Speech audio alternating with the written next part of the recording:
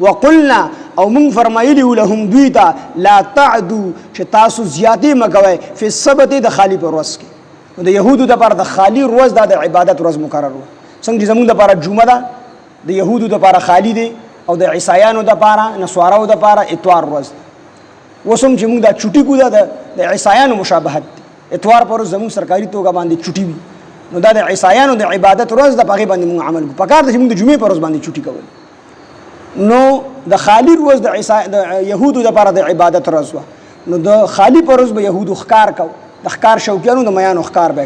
د بحر قلزم په غاړه باندې د يهودو خلق آبادو غیب د میانو ښکار کو. الله تو فرمایل چې د میانو ښکار به د خالی پر ورځ باندې نه کوي بلکې یو کار به د خالی پر ورځ باندې نه کوي خو ښکار به د خالی پر ورځ باندې نه کوي. او د قدرت کارو د امتحانو په دی باندې د خالی پر ورځ به د مینس د دریاب د سر تر وخاتل نو دی بډون به د کار کو چې لاندې به د چکم دی ډوغله وکنهسته طالبونه به تو کنهستل دا غینه به لارې جوړ کړلې د خالی پر ورځ به هغه ډوغلو ته هغه طالبونو ته میان لاړل او دیو پس بیا ماخام کېغه لارې بند کړلې د اتوار پر ورځ یا د ګل پر ورځ بیا نیول.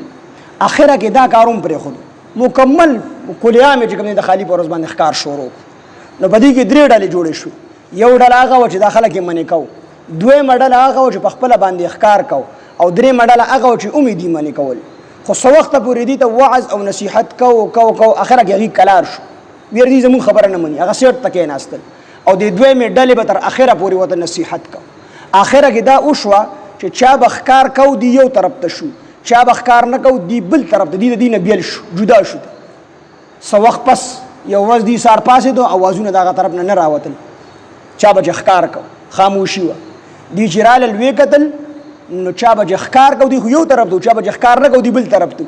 نو دا غټولو نه چانه خنزیران او چانه شادوغان جوړ شي د مشرانو نه خنزیران جوړ شي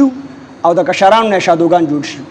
دی ورته ته پلان کې نو سترګونه به اوخ کې سدل جړل به خپل باندې سر به اوړه کو او خبرې نشوي کولی درې ورځې پورې ژوندۍ بیا مړ شو. نو دغه هغه طرف ته اشاره ده چې وقلنا من فرمایلی لهم دوی ته لا تعدو چې تاسو زیاتې مکوئ په سبت په ورځ د خالی کې واخذنا من اغسطی ومنهم د دوی نه میثاقا غلیظا په خوا ده